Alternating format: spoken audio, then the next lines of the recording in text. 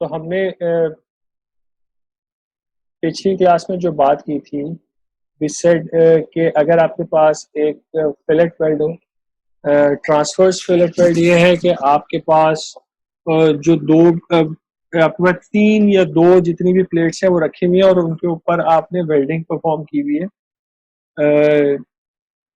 यहाँ पे let me go to the laser pointer, तो हेयर एंड हेयर, ठीक है, इन दोनों वेल्डिंग जगह पर वेल्डिंग परफॉर्म की हुई है। आप टेंसाइल फोर्सेस के ऊपर लगा रहे हैं, बट आप फोर्स टेंसाइल लगा रहे हैं, बट वेल्डिंग वेल्ड के ऊपर आपके जो स्ट्रेसेस है वो खाली टेंसाइल नहीं है, there will be shear components as well. तो अगर आप, हमने बोला था अगर हम इस वेल्ड को किसी भी प्लेन पे कट कर दें, तो लेट से ऊपर वाले वेल्ड को हम एक एंगल थीटा, वर्टिकल से एक एंगल थीटा के ऊपर कट कर देते हैं, तो फोर्स के 2 कंपोनेंट्स बनेंगे, एक अलोंग द प्लेन होगा, एक नॉर्मल टू द प्लेन होगा।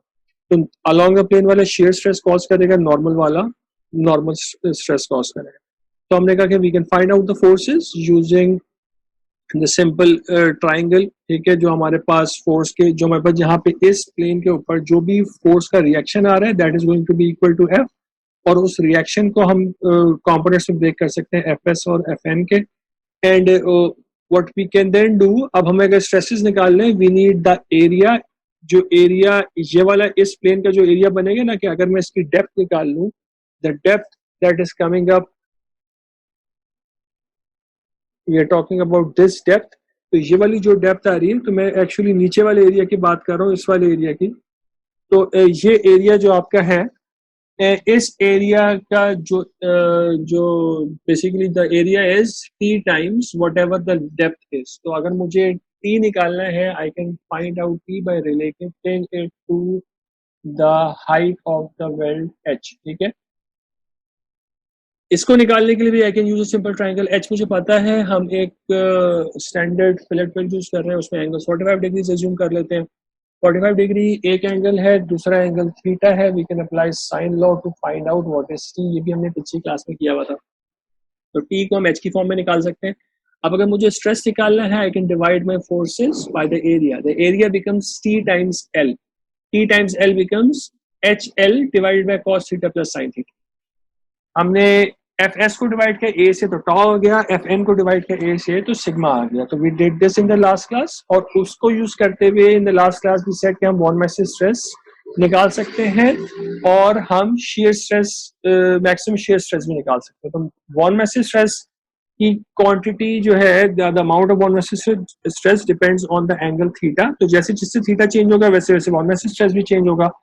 तो वी प्लॉटेड इट बुक के अंदर डायरेक्टली, एक थीटा के अगेंस्ट बोला हुआ कि यहाँ पे मैक्सिमम होगा, बट हमने वॉन मैसेज स्ट्रेस को थीटा के अगेंस्ट प्लॉट करके देख लिया कि इट इज एक्चुअली ट्रू कि समवेयर अराउंड 62 डिग्रीज, एग्जैक्ट तो नहीं पता चल रहा, बट समवेयर अराउंड 62 डिग्रीज हमारे पास पीक आ रही है। बुक के अंदर ये पीक स्टेटेड है एट थीटा इक्वल्स टू 62.5। तो अगर मैं theta equals to 62.5 plug in कर देता हूँ इस इक्वेशन के अंदर, तो we find out what is the maximum von Mises stress in the system, and that occurs at 62.5 degrees. Maximum shear stress निकालना है, तो हमारे पास शेयर स्ट्रेस की जो फॉर्मूला है एग्जैक्टली सेम काम इसके साथ भी हो सकता है। अगर मैं इसका मैक्सिमा निकाल लूं by taking the derivative with respect to theta और थीटा के लिए सॉल्व कर लूं, तो I am going to find out that theta equals to 67.5 degrees पे मैक्सिमम शेयर स्ट्रेस आता है। अब इन दोनों वैल्यूज को यूज करते हुए I can actually check whether my system is going into plasticity और नॉट। बट हमने इसके बाद एक बात की थी पिछली क्लास में, कहा था कि experiments and detailed computation simulations show कि जो स्ट्रेस डिस्ट्रीब्यूशन है इन द प्लेन्स, जो भी आपके पास प्लेन आ रही है, हमारे पास एक बहुत क्रिटिकल प्लेन होती है जिसको हम कहते हैं throat plane. Throat is basically, अगर आपके पास ये फिलेट वेल्ड है, throat is the minimum cross sectional distance है। तो ये अगर मैं 90 डिग्रीज पे देख लूं, तो this is 45 degrees, this is 45 degrees, this is known as the throat. ठीक है, जो थ्रोट का आपके पास अगर मैं इसको अपना पूरा वेल्ड की डायमेंशन ले लूं, तो this is actually a very important area for me, जिसको थ्रोट एरिया कहते हैं। ठीक है, तो थ्रोट एरिया के ऊपर उन्होंने स्ट्रेसेस निकाल के देखे, उन्होंने कहा कि the stresses are not uniform in the entire area. ठीक है, पूरे अलोंग द अगर आप एक पॉइंट से दूसरे पॉइंट मूव कर रहे हो, तो stresses are no longer uniform, which means कि हमने जो मॉडल बनाए they are not very accurate. or there are some stress concentrations also occurring as I get close to my points, like end points. So अगर मैं end point के ऊपर आता हूँ, let's say point B के ऊपर if I come, तो point B के ऊपर stresses एकदम से suddenly jump करते हैं, ठीक है. इसमें भी point B के पास जैसे मैं आ रहा हूँ तो मेरे पास stresses चेंज होना शुरू हो जाते हैं, ठीक है. तो इस ये वाला वो केस है जब मैं एजेस के अलॉन्ग मूव कर रहा हूँ, तो ए बी और बी सी, ठीक है, इनके अलॉन्ग मूव कर रहा हूँ. ये वाला वो केस है जिसमें मैं अपने थ्रोट के अलॉन्ग वेरिएशन को स्टडी कर रहा हूँ. तो since there are stress concentration, जो हमने कंजर्वेटिव सा एक बिल्कुल वो बनाया है, एक लो स्ट्रेस प्रिडिक्ट कर रहे हैं यूनिफॉर्म, वो they are not exactly very accurate. तो उसके लिए हमने ये कहा था कि what we can do is, हम लोग ये सिंपल सा काम कर सकते हैं कि हम लोग अपने फिलेट वेल्ड का हम थ्रोट एज्यूम करें और थ्रोट के ऊपर अपनी पूरी फोर्स को शेयर में अप्लाई करते हैं. This is not what we just did. पहले हमने ये कहा था कि हम अगर अपना वेल्ड है इसको किसी भी एंगल थीटा के ऊपर कट करेंगे तो हमारे पास एक शेयर का कंपोनेंट आएगा फोर्स का, एक नॉर्मल कंपोनेंट आएगा. हम ये नहीं कर रहे, हम कह रहे हैं कि पूरी की पूरी फोर्स शेयर में एक्ट कर रही है और हम इसको थ्रोट एरिया को ले रहे हैं which is actually this is at 45 degrees from here. सही. इसकी वजह से क्या होता है, नाउ दिस टी बिकम्स, अगर ये मेरे पास h है then t becomes h cos 45 and the area becomes TL which becomes HL cos 45. ठीक है. तो अगर मैं F को डिवाइड कर दूं HL cos 45 से, तो I get tau equals to 1.414 F upon HL. तो cos 45 is 0.707, ऊपर चला गया 1.414 बन गया. Compare this to the maximum shear stress that we got before. पहले हमने जो maximum shear stress निकाला था that was 1.207 F upon HL. तो what we are saying in this entire slide कि हमने एक approximation की है, हमने एक मॉडल के साथ ये किया कि हमने मॉडल को इनफैक्ट सिंप्लीफाई कर दिया. अब हम FS और FN में भी नहीं ब्रेक कर रहे, हम पूरी की पूरी फोर्स को शेयर में अज्यूम कर रहे हैं. इससे हमें जो रिजल्ट निकल के आ रहा है वो ज्यादा कंजर्वेटिव है, यानी कि स्ट्रेसेस ज्यादा प्रेडिक्ट हो रहे हैं. तो this is better for us to use, क्योंकि हमारे मॉडल में हमें पता है कि इनएक्यूरेसीज हैं. जब भी हमें शेयर स्ट्रेस जो चेक करना होगा मॉडल के किसी भी स्ट्रेंथ के अगेंस्ट, तो we are going to use this formula which is 9-3. This is more conservative compare to the detailed formula we derived earlier. सही. तो हम ये वाला फॉर्मूला यूज करेंगे. आज हमने जो नया काम करना है, हमने ये करना है कि अगर आपके पास पैरेलल फिले वेल्ड हो, तो विच मीन्स कि आपके पास दो आपका प्लेट्स हैं, उनके बीच में आपने पैरेलल उनके जो है ना एक तीसरी शीट अटैच कर दी है. अब इनको आपने वेल्ड किया, सेम तरीके से आपने फिलेट वेल्ड कर दिया. फिलेट वेल्ड में वही एंगल्स है 45. अब इस केस में अगर मैं अपना शेयर स्ट्रेस निकालना चाह रहा हूँ तो I am going to do the exact same thing. अब मैं क्या कह रहा हूँ, मैं ये कह रहा हूँ कि मेरे पास जो भी वेल्ड है मेरा, उसको मैं इधर ड्रॉ कर लेता हूँ. तो मैं लेट्स अज्यूम कि मैं अपने वेल्ड को इस तरीके से ड्रॉ कर रहा हूँ. ठीक है. इसमें मेरे पास कोई ना कोई थ्रोट का एरिया है और मेरे पास जो भी थ्रोट का एरिया आ रहा है, इस थ्रोट के एरिया पे I am assuming my entire force to act on this area. तो ये मेरा थ्रोट का एरिया है. थ्रोट का एरिया अगर मैं रेक्टेंगल बना के देखूंगा तो मेरे पास थ्रोट की हाइट इज टी और लेंथ जो है आपके पास एल है, जो वेल्डिंग की लेंथ है. ठीक है. This T is not this H. ठीक है. T is actually equal to H cos 45. तो जो फॉर्मूला पिछली स्लाइड में वैलिड था ना कि F divided by HL cos 45, वो सेम चीज पैरेलल फिलेट वेल्ड के लिए भी वैलिड है. ठीक है. तो अभी तक जो हमने काम किया है ना, हमने अभी तक सारा जो काम किया हमने ये किया है कि हमने पहले बट वेल्ड्स को देखा, बट जॉइंट्स को देखा. उसमें हमने कहा कि अगर आपके पास सिंपल टेंसाइल फोर्सेस लग रही हैं तो क्या स्ट्रेसेस होंगे. फिर अगर बट जॉइंट के ऊपर शेयर फोर्सेस लग रही हैं तो क्या आपके पास स्ट्रेसेस होंगे. देन वी सेट कि अगर आपके पास फिलेट वेल्ड्स हैं तो अगर ट्रांसवर्स फिलेट वेल्ड है उस केस में क्या आपके पास स्ट्रेसेस होंगे. हमने टेंसाइल फोर्सेस के अंडर इसको स्टडी किया. फिर हमने इसको स्टडी किया एक पैरेलल फिलेट वेल्ड को अंडर टेंसाइल लोडिंग. तो हम again we just talked about tensile loading. ठीक है. अभी तक हमने दूसरी लोडिंग की बात. What we now need to do is we now need to see कि अगर सेम वेल्ड के ऊपर मैं इस वाले फॉर एग्जाम्पल केस के ऊपर अगर मैं यहाँ पे फोर्स ट्रांसफर्स फोर्स अप्लाई कर दूं, then what is going to happen? ठीक है, तो इन दिस केस मेरे स्ट्रेसेस किस तरह से प्रोड्यूस होंगे, we need to find this out. तो उसके लिए we are going to first consider what we call our fillet weld and we are going to consider this thing in torsion. सही.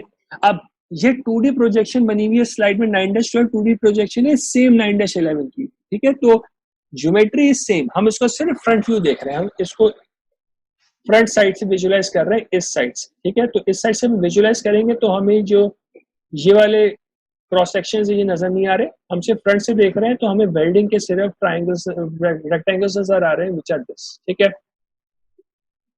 Hopefully this point is clear. अच्छा, अब ये चीज torsion में क्यों है, that is a question, right. हम इसको कह रहे हैं कि हम फोर्स लगा रहे हैं downward which we understand normally हम इसको बेंडिंग कंसिडर कर रहे होते हैं, बट हम इसको वेल्ड्स को टॉर्जन में क्यों अज्यूम कर रहे हैं, इस चीज को हमें समझना है. एक्चुअली क्या हो रहा है, आपकी जो ये प्लेट है ना, ये प्लेट तो बेंडिंग में जा रही है. जब फोर्स अप्लाई होगी the plate is going in bending. जैसे ही आप फोर्स एफ अप्लाई कर रहे हैं, ये नीचे मूव करेगा, आपकी प्लेट बेंडिंग में जा रही है. But you need to understand कि आपके फिलेट वेल्ड के साथ क्या हो रहा है. ट्विस्ट किसी भी बार में कब प्रोड्यूस होता है, जब आप अगर इसके एज के ऊपर अगर कोई फोर्स अप्लाई कर देंगे ना इस तरीके से, तो उसके अंदर एक ट्विस्ट प्रोड्यूस होगा.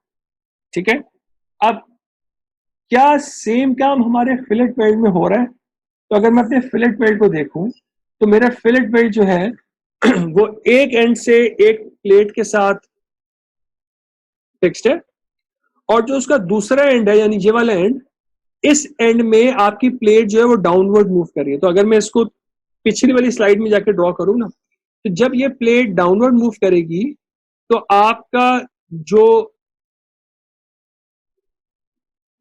फिलेट वेल्ड है वो इस डायरेक्शन में ट्विस्ट होने की कोशिश करेगा, बिकॉज आपके फिलेट वेल्ड का टॉप पार्ट नीचे मूव करेगा, बॉटम पार्ट जो है वो दो प्लेट जो है आपकी उनमें से किसी एक प्लेट के साथ फिक्स्ड है.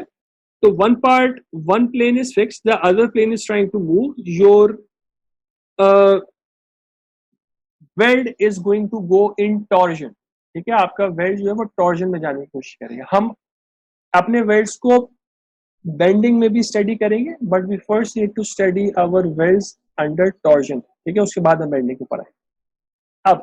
अब अगर यहाँ पे इसको इस तरीके से एक और चीज देखें कि अगर आपके पास एक फोर्स एफ अप्लाई हो रही है इस पूरे सिस्टम के ऊपर, फोर्स एफ अप्लाई हो रही है और ये पूरा सिस्टम स्टैटिक इक्विलिब्रियम में है, तो what reactions are going to happen in the system. आपको क्या क्या रिएक्शंस चाहिए कि सिस्टम इक्विलिब्रियम में रहे. आपको एक काम तो ये करना है कि आपको इस फोर्स को बैलेंस करने के लिए कोई फोर्स चाहिए. ठीक है, तो आपके पास एक फोर्स अप्लाई हो रही है, इसको हम V कह रहे हैं, आपकी शेयर फोर्स है. ठीक है, और इस फोर्स की वजह से एक मोमेंट भी प्रोड्यूस होगा. उस मोमेंट को बैलेंस करने के लिए आपको एक मोमेंट रिएक्शन भी चाहिए. ठीक है, तो यही चीज हम उसमें बीम्स में भी करते हैं. अगर हम इसको सिंपल बीम के तौर पे देखें, तो अगर मैं यहाँ पे एक फोर्स अप्लाई करूं तो इस फोर्स को बैलेंस करने के लिए एक मेरे पास रिएक्शन फोर्स आ रही है, और इस फोर्स का इस पॉइंट पे जो मोमेंट बन रहा होगा उस मोमेंट को बैलेंस करने के लिए मेरे पास यहाँ पे एक रिएक्शन मोमेंट भी आ रहा है. ठीक है, तो सेम थिंग इज वैलिड है. आपके पास एक फोर्स आ रही है, शेयर फोर्स.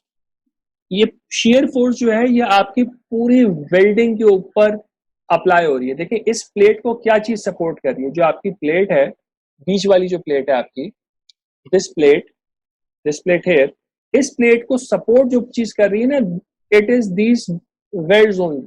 सिर्फ वेल्डिंग सपोर्ट कर रहा है, ये प्लेट पीछे से नहीं जुड़ी हुई. तो जितनी ये फोर्स है, इस फोर्स का जितना रिएक्शन प्रोड्यूस होगा वो आपके वेल्ड्स के अंदर प्रोड्यूस होगा. सिमिलरली अगर इस फोर्स में किसी न किसी किस्म का की वजह से कोई मोमेंट प्रोड्यूस हो रहा है, तो अगर कोई मोमेंट रिएक्शन प्रोड्यूस हो रहा है, वो मोमेंट रिएक्शन भी किधर प्रोड्यूस होगा, वो मोमेंट रिएक्शन भी आपके वेल्ड्स के अंदर प्रोड्यूस होगा. सही है, तो अभी हम ये एज्यूम नहीं कर रहे कि आपकी वेल्ड की क्या शेप है. अब देखिए यहाँ पे दो डिफरेंट वेल्डिंग के पार्ट्स हैं, एक वेल्ड यहाँ पे हुआ, एक वेल्ड यहाँ पे. कुछ केसेस में ये भी हो सकता है कि वेल्ड यहाँ और यहाँ पे भी वेल्डिंग होगी. कुछ केसेस में हो सकता है कि कोई ऐसी जॉइंट्स हो जहाँ पे ऑल अराउंड वेल्डिंग होगी. हमने ऑल अराउंड सिंबल भी पढ़ा था ना, हो सकता है ऑल अराउंड वेल्डिंग होगी. तो डिपेंडिंग ऑन द केस आपकी वेल्ड की शेप चेंज हो सकती है, बट आपको ये अंडरस्टैंड करने की जरूरत है कि जो आपके रिएक्शंस आ रहे हैं वो रिएक्शंस आपके एक शेयर फोर्स का रिएक्शन आ रहा है और एक मोमेंट का रिएक्शन आ रहा है, ठीक है। दोनों जो है आपके सिस्टम के अंदर shear स्ट्रेस प्रोड्यूस करेंगे। जो shear फोर्स है that is going to cause a shear stress which is going to be shear force का जो स्ट्रेस होता है that is going to be simply force upon area. तो अगर मेरे पास कोई भी वेल्ड है, if I have any weld, ठीक है, मेरे पास मैं सिंपल सा फिलेट वेल्ड बना देता हूँ इधर, तो कोई भी वेल्ड है और मुझे इसका shear फोर्स के अंडर स्ट्रेस निकालना है, तो I need to first find out कि इसका थ्रोट एरिया कितना है, ठीक है। अगर मुझे थ्रोट एरिया पता है और इसकी शेयर फोर्स पता है तो I just need to divide the shear force by the throat area. जो भी थ्रोट एरिया बन रहा है उसको उससे हम डिवाइड करा देंगे शेयर फोर्स को, तो हमारे पास शेयर स्ट्रेस निकल के आ जाएगा। इस स्ट्रेस को हम कहते हैं primary shear, because this is coming directly from a shear force, तो this is known as a primary shear. एक और आपके पास शेयर आएगा which will be due to the moment reaction. अब मोमेंट रिएक्शन जो प्रोड्यूस हो रहा है हम उसको मोमेंट कह रहे हैं, but in reality because we are talking about torsion तो we are talking about a torque. Torque जो होता है वो अबाउट द एक्सिस होता है, तो अगर ये है तो torque is about the axis of the geometry, cross section के एक्सिस के अबाउट। तो अब अगर मैं इस फिलेट को टॉर्जन में लाना चाह रहा हूं तो मेरा जो एक्सिस बन रहा है ना विच इज दिस एक्सिस है, अगर मैं इस थर्ड डायमेंशन को ड्रॉ करूं तो लेट्स से कि दिस इज 2 एक्सिस और तीसरा एक्सिस मेरे पास ये है, तो मेरे पास जो टॉर्क का रिएक्शन आ रहा है that is about this axis है।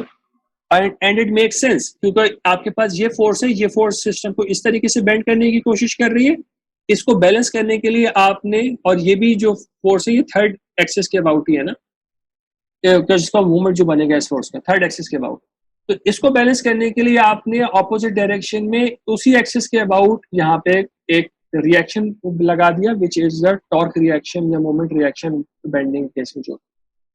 But this reaction for the fillet weld is going to cause torsion in the system, ठीक है, बिकॉज इसका ये क्रॉस सेक्शन है फिलेट का, थ्रोट क्रॉस सेक्शन कह लें इसको, ठीक है, और उसके एक्सिस जो है उस क्रॉस सेक्शन का, जो इसके एनालॉजी यहाँ पे ये वाले एक्सिस की है, तो this axis is this axis है, इसके अबाउट एक टॉर्क लग रहा है, तो उसके अबाउट एक टॉर्क लग रहा है, this torque causes a twist, this torque is going to cause a twist in the weld here as well, सही है। तो इसको मैंने इसको मैं अगर अपनी ज्योमेट्री के हिसाब से सही से ड्रॉ करूँ मुझे यहाँ पे थोड़ा बेहतर ड्रॉ करना चाहिए था इसको, सही नहीं, तो मैंने जेनेरिक ड्रॉ किया था, it is not valid for this. तो मेरे पास जो टॉर्क आ रहा है एक्चुअली वो इस तरीके से आ रहा है, तो ये geometry is going to twist about this axis, जो आपके पास ये वाला एक्सिस आ रहा है ना इसके अबाउट ट्विस्ट करेगी, तो आपकी जो डिफॉर्मेशन होगी वो इस तरीके से होगी कि ये वाला साइड नीचे की तरफ ट्विस्ट करेगी और ये वाली साइड ऊपर की तरफ ट्विस्ट करेगी, तो आपका वेल्ड कोशिश करेगा कि इस इन डायरेक्शंस में ट्विस्ट हो, ठीक है। टॉर्क का फॉर्मूला याद है किसी को कि अगर मेरे पास टॉर्क गिवन हो और मुझे शेयर स्ट्रेस निकालना हो तो वो कैसे निकालते हैं?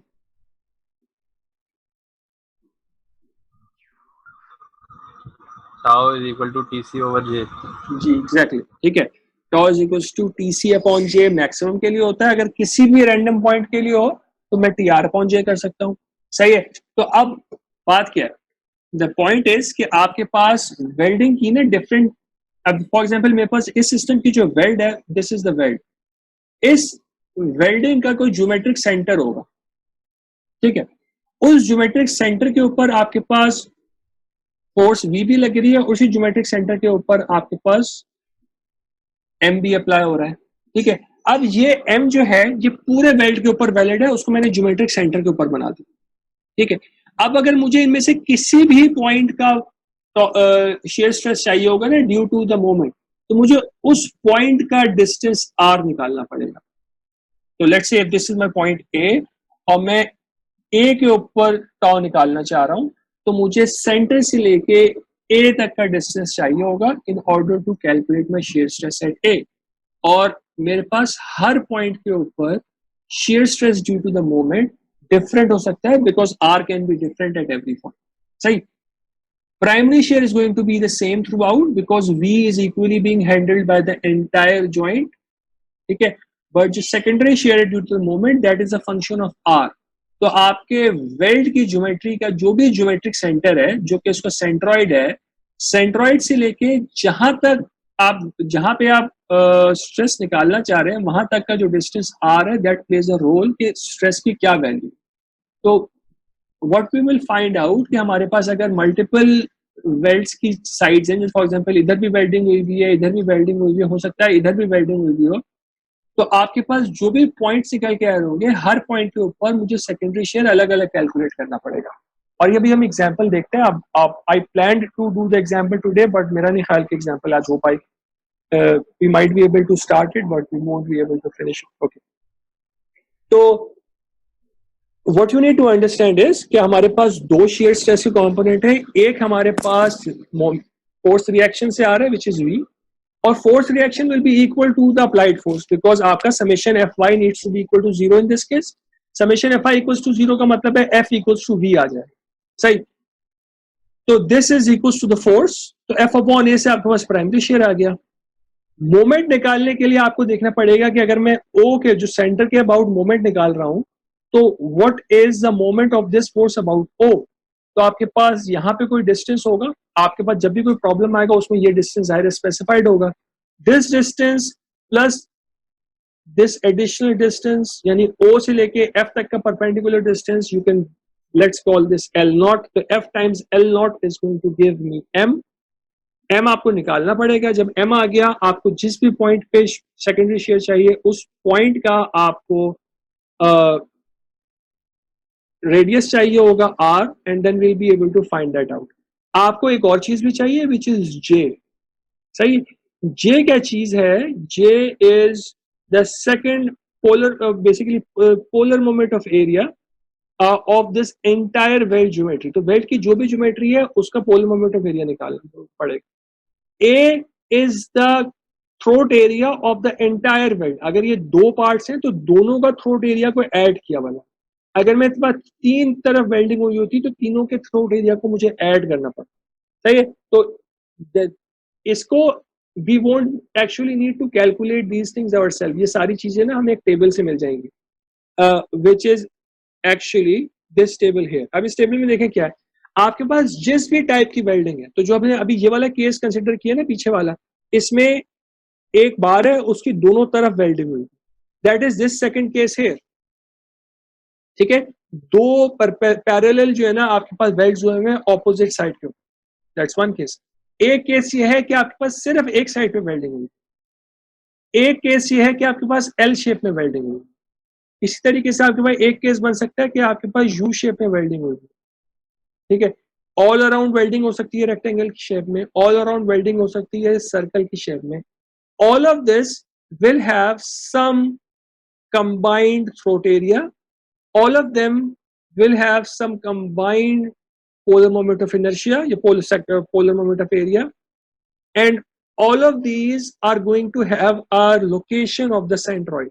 ठीक है. तीन चीजें होती हैं हर आपके पास वेल्ड ज्योमेट्री में, उसका टोटल थ्रोट एरिया, उसका पोलर मोमेंट ऑफ एरिया और उसका सेंट्रॉइड की लोकेशन क्या है. तो वो सारी चीजें इन टेबल्स में अवेलेबल. तो अगर हम अपना ये वाला केस देखें जो हमने देखा था, हमारे पास दो वेल्ड्स थे, ठीक है.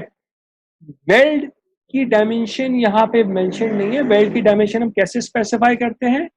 वेल्ड का साइज हम स्पेसिफाई करते हैं उसका जो भी फिलेट वेल्ड है उसके एक एच की हाइट से, ठीक है. तो अगर मैं किसी ज्योमेट्री के ऊपर एक एरो बना के, sorry I made the arrow on the wrong side. तो अगर मैं एक ज्योमेट्री के ऊपर एरो बना के if I right this thing, इसका मतलब है कि this distance is 5, right. This is h, ठीक है. तो h इधर शोन नहीं है, h फॉर्मूले में यूज हुआ है, तो डोंट कंफ्यूज. जो टोटल लेंथ है वो d है. सेकंड केस में जो गैप है इनके बीच में वो b है. b और d आपको पता है. आपको h आपके जो हाइट है आपके फिलेट वेल्ड की वो पता है, आप एरिया निकाल सकते हैं, ठीक है. आप को सेंटर निकालना है रेफरेंस इन्होंने इस पॉइंट को लिया हुआ है, इस पॉइंट के रेफरेंस से अगर आप सेंटर निकालना चाह रहे हैं तो इस पर्टिकुलर केस में बिकॉज बहुत ही सिंपल ज्योमेट्री है, तो ज्योमेट्रिक सेंटर जो होगा वो बी का हाफ पे उसकी हाइट होगी और बी के हाफ पे उसकी एक्स पोजिशन होगी। तो एक्स पोजिशन इज b/2 और वाई पोजिशन इज d/2। ठीक है, इस पर्टिकुलर केस अगर मुझे इस केस में जे चाहिए था, जे के लिए what we have done is we have normalized our second moment of area with H को हमने एच के बगैर निकाल लिया बिकॉज जे जो होगा वो एच का फंक्शन होगा। तो what we have done is कि we have found out what the value of J for t equals to 1। ठीक है, जे यू जो है ना ये यूनिट थ्रोट लेंथ के लिए, इसमें थ्रोट लेंथ तो हमने 1 ले लिया। अगर थ्रोट लेंथ 1 है उस केस में मेरा जे क्या आएगा वो यहाँ पे लिखा हुआ। तो अगर मेरे पास ये निकल के आ गया तो we can find out J for any length by multiplying it with the true t। तो t की क्या वैल्यू होती है? t की वैल्यू होती है 0.707 h यानी h cos 45। h cos 45 से मैं ju को मल्टीप्लाई कर दूंगा तो I am going to get my j which is written here. यहाँ पे जो फॉर्मूला लिखा है j। तो इस टेबल से आपको सारी वो क्वांटिटीज आपके वेल्ड के लिए पता चल जाएंगी जिनको यूज करके we can actually find out कि हमारा शेयर स्ट्रेस कितना आ रहा है due to a torsional loading of our fillet welds. ठीक है, तो जो सा भी केस होगा उस पर्टिकुलर केस के लिए आपको एरिया निकालना होगा, उसकी सेंट्रॉइड की लोकेशन निकालनी होगी और उसका जे निकालना होगा। तो फॉर एनी केस, और जाहिर है हमारे पास 6 केसेस हैं तो we will not ask you something outside of this 6 cases. इन 6 केसेस के अंदर ही बात हो। ठीक है, तो whatever case we have उस केस को हम अपने यहाँ से लोकेट करेंगे, उसका ए निकालेंगे, उसके सेंट्रॉइड की लोकेशन निकालेंगे और उसका जे निकालेंगे। ठीक है, this is how we are going to proceed. एक एग्जांपल देखें आप। इस एग्जांपल में उन्होंने क्या किया हुआ है? उन्होंने एग्जांपल में उन्होंने बोला हुआ है कि आपके पास एक चैनल है। चैनल इज बेसिकली जो बॉटम राइट पे ज्योमेट्री शो है, this is known as a channel. तो इसको उल्टा करके रखा हुआ है विच इज दिस शेप है। तो यहाँ पे मैंने बुक में 3D इसकी नहीं बनाई हुई थी, मैंने एक रफ सा स्कीमेटिक यहाँ पे स्केच आउट कर दिया just for you to get an idea कि ज्योमेट्री किस तरह की है। ठीक है, तो एक चैनल है, उसके ऊपर आपने 2 प्लेट्स को वेल्ड किया हुआ है। तो दीज 2 प्लेट्स, इनकी शेप इस तरह की है और साइड व्यू देखें तो ये 2 प्लेट्स हैं चैनल की दोनों तरफ लगी हुई है। इनको हमने वेल्ड किया हुआ है। वेल्डिंग किधर हुई हुई है? वेल्डिंग आपके पास इस पूरी लेंथ के क्रॉस हुई हुई है। तो ये जो क्रॉस, ये इस पूरी लेंथ के क्रॉस वेल्डिंग हुई हुई है, सही। और तो दिस, इसकी हाइट कितनी है? इसकी हाइट है 6। तो ये जो वाली वेल्डिंग है this is showing this horizontal weld here. ठीक है, और हमें उन्होंने क्या बताया हुआ है? उन्होंने हमें यहाँ पे एक और वेल्डिंग बताई हुई है। एरो के दोनों तरफ वेल्ड हुआ हुआ है। इसका मतलब है पार्ट जो आपका है, दिस पार्ट जो आपके पास ये वाली प्लेट ऊपर से लगी हुई है, इस प्लेट के दोनों साइड के ऊपर वेल्डिंग की बात होगी बिकॉज आपके उन्होंने ट्राइंगल दोनों तरफ ड्रॉ किए हैं। एरो साइड पे ड्रॉ किया हुआ है, इसका मतलब है ये साइड है। एरो के ऑपोजिट साइड पे ड्रॉ किया हुआ है, इसका मतलब है ये वाली साइड। इसकी हाइट भी 6 है। तो H is 6 for all 3 welds. 3 तरफ वेल्डिंग हुई भी है। तो हम वेल्डिंग की जो शेप बन रही है it is this shape here. सही है। हमारे पास ये जो 2 प्लेट्स हैं इनके बीच से एक सर्कुलर रॉड पास हो रही है विच इज दिस रॉड, और this rod is supporting a load of 50 kilo Newton. ठीक है, तो दिस इज अवर सिस्टम। ये जो छोटी तस्वीरें साइड में बनी हुई है ये बुक में नहीं है, तो ये if you look at the book you will find these 2 pictures. तो इसको हमने यहाँ पे थोड़ा एक्सप्लेनेशन के लिए ड्रॉ कर लिया। तो होपफुली अच्छा, ये मैंने एक तरफ ड्रॉ किया, the same thing is going to apply on this side as well. ठीक है, दोनों तरफ काम हो रहा है। ठीक है, तो सेम टाइप के वेल्ड जो है ये यू शेप का वेल्ड दोनों तरफ वैलिड है। ठीक, इसके अलावा हमें क्या पता है? उन्होंने हमें सारी डायमेंशंस बता दी हैं। उन्होंने बता दिया कि एक्चुअल चैनल की जो विड्थ है दैट इज 200। ये उन्होंने बताया हुआ है कि आपके पास चैनल है, चैनल की ये शेप होती है, तो 200 mm विड्थ का एक चैनल है। सही। उन्होंने हमें अपनी प्लेट की डायमेंशंस बता दी। हमारी प्लेट की क्या डायमेंशंस है? हमारी प्लेट की जो विड्थ है दैट इज 190 mm आपके पास जो चैनल की हाइट है दैट इज 56 mm, और this part above the channel जो आपके सेंटर ऑफ द रॉड तक जा रहा है दिस इज 100 mm। सही है। अब हमें ये सब कुछ पता है। अब हमें करना क्या है, हमें इस सिस्टम के अंदर जो मैक्सिमम शेयर स्ट्रेस प्रोड्यूस हो रहा है वो निकालना है। ठीक, तो मैक्सिमम शेयर स्ट्रेस निकालने के लिए पहला काम हमें ये करना होगा कि हमें ये चेक करना पड़ेगा कि हमारे पास सिस्टम में शेयर फोर्स कितनी है और मोमेंट कितना है। तो हमारे पास अगेन आपके पास समेशन, इस केस में समेशन एफ एक्स को जीरो करने के लिए 25 किलो न्यूटन के ऑपोजिट डायरेक्शन में एक फोर्स अप्लाई हो रही है वी, और 25 किलो न्यूटन का सेंटर ऑफ द वेल्ड, जो geometric centre of the weld है ओ, उसके अबाउट जो मोमेंट प्रोड्यूस हो रहा है उसको बैलेंस करने के लिए आपके पास एक मोमेंट रिएक्शन भी है एम। सही। अब इस ओ की क्या लोकेशन है, इसमें उन्होंने एक्चुअली हमें कुछ बातें बता दी। They have actually located O here. उन्होंने हमें for example if this is 100 and this is from top to bottom is 110.4 then this distance is 10.4। लेकिन ये आया कैसे, ये आया उसी टेबल से जो हमने पहले टेबल देखा था ना। तो बस जो भी टेबल है इसमें हमारा जो केस है वो केस नंबर 4 वैलिड है। हमारे पास जो यू शेप वाला केस है, इस केस 4 के अंदर हमें एरिया निकालना है। क्या हमें अपने बी और डी पता है? हमारे पास बी कितना है, बी इज 56, ठीक है। डी कितना है, डी इज 190, सही है। डी कौन सी डायमेंशन होती है, डी डायमेंशन होती है आपके पास ये वाली जो कि सिंगल साइड जो है ना उस साइड की जो डायमेंशन होती है, और बी इज द अदर जो दो साइड्स में चल रहा है यू की, उसकी दैट इज बी। तो b इज 56, b इज 190, तो आप a निकाल सकते हैं। सही है, a निकाल लें, b और d प्लग इन करना है। आपने लोकेट कराना है x और y को। y जो है वो सेंटर में होगा, d/2 पे है y, तो y इज नॉट डिफिकल्ट। तो जो आपका d है 190, तो जो उसका सेंटर बनेगा किसी h से वो 95 के ऊपर बन जाएगा। x आपको सॉल्व करना पड़ेगा। x आपका जो कि हॉरिजॉन्टल वाला सरफेस है हमारा, ये वाला सरफेस, इससे कितना नीचे है दैट इज गिवन हियर। तो ये जो x का डिस्टेंस मेजर हो रहा है that is being measured from this side, हमारे केस में फ्रॉम द टॉप सरफेस। उसके लिए हमें क्या करना है, उसके लिए हमें सिर्फ बी और डी को प्लग इन करना है। बी और डी को प्लग इन करें, आपके पास x निकल के आ जाएगा। x हमारे पास आ रहा है 10.38 mm, बुक के सॉल्यूशन में उसको 10.4 mm कंसीडर किया हुआ है। We will continue using that. Unit throat thickness के लिए हमारे पास जो पोलर मोमेंट ऑफ एरिया निकल के आ रहा है उसके लिए मुझे क्या क्या चीजें डाल दी है, मुझे बी और डी डालना है। मैंने बी और डी इस फॉर्मूले में डाला, मेरे पास जे यू निकल के आ गया। जे यू को मैं जे में कैसे कन्वर्ट करता हूं, मैं इसको मल्टीप्लाई करा देता हूं 0.707 एच के साथ। Formula everything is given. अभी हम कुछ आए नहीं, अभी will try to do this. अब एरिया में पता चल गया, shear force has to be equal to the force on one side। हम एक साइड की जब बात करेंगे कि 50 किलो न्यूटन है तो दोनों साइड पे अगर बराबर डिवाइड हो रहा है तो एक साइड के ऊपर 25 किलो न्यूटन है।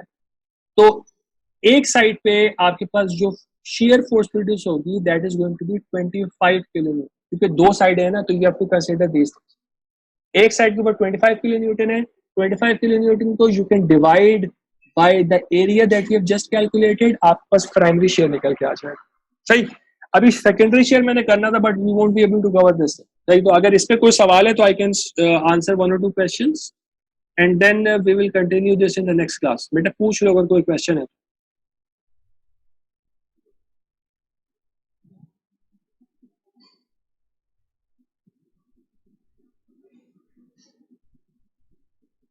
नहीं है तो we are going to continue. अब ये डिस्ट्रप्शन हुई है ना कि 10-12 मिनट लेट होने की वजह से तो हम सवाल पूरा नहीं कर पाए अपना। खैर कुछ कह रहे हैं आप? एनीबॉडी वांट्स टू से? सर हम आपकी क्लास में पहुंचे हैं, उस वक्त भी हमारी पीछे क्लास चल रही थी, हाँ से छोड़ के आना पड़ा है। हाँ बस ठीक है बेटा, आपको I am going to request him to do this, मतलब कि टाइम पे छोड़ दें। तो हमारे पास अब पहले तो हमारे पास फिर भी 10 मिनट होते थे ना, हम उसमें कवर अप कर लेते थे। अब हमारे पास टाइम भी नहीं है ना, अब वो बीच में जो है वो जाहिर है आपकी गलती नहीं है बट वो अगली क्लास में कवर अप कर लेंगे हम। But will continue this 9-1 in the next class और फिर आगे लेके चलेंगे, ठीक है। तो चले फिर अभी एंड करते, मेरी दूसरी क्लास भी है। तो if you have any questions, अगर इमीडिएटली है तो प्लीज़ मुझसे मैसेज पे पूछ लो, वरना हम अगली क्लास में जब कंटिन्यू करेंगे तो उधर आंसर कर लेंगे जब हम इस सवाल को थोड़ा सा रिवाइज करें. सही है? तो let's stop and we'll continue this thing inshallah on Wednesday. Assalamu alaikum.